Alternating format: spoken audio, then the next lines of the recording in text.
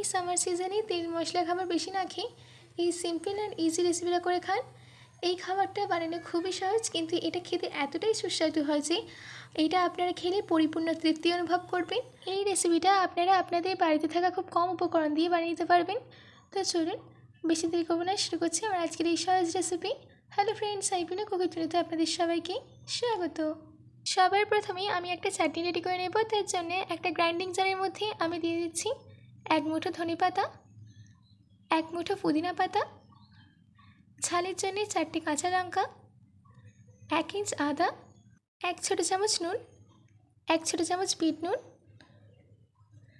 1 ছোটো চামচ ভাজা জিরে গুঁড়ো, 3 চামচ টক দই, আর সব শেষে 4 চামচ জল দিয়ে এটার একটা ফাইন পেস্ট রেডি করে নিতে হবে। দেখুন আমাদের এখানে পেস্টটা রেডি হয়ে গেছে।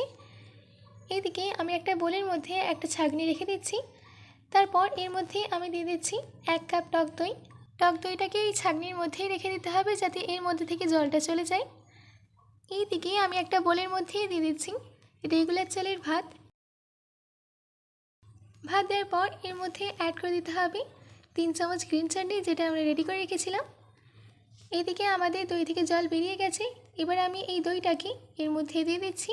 তারপর এই সব ইনগ্রিডিয়েন্টসগুলোকে ভাতের সঙ্গে ভালো করে মিশিয়ে নিতে হবে।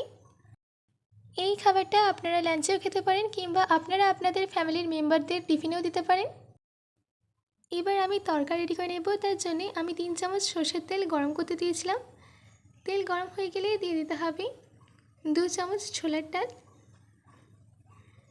2 চামচ বিউলির ডাল, 1 চামচ সরষে, 12টা গোলমরিচ, হাফ চামচ নুন, 3টে শুকনো লঙ্কা,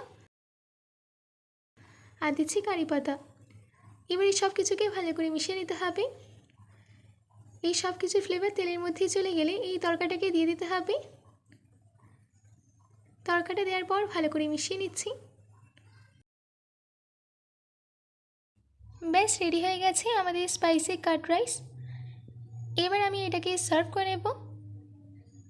আশা করছি আমার আজকের এই স্পাইসি কাট রাইসের রেসিপিটা আপনাদের ভালো লেগেছে।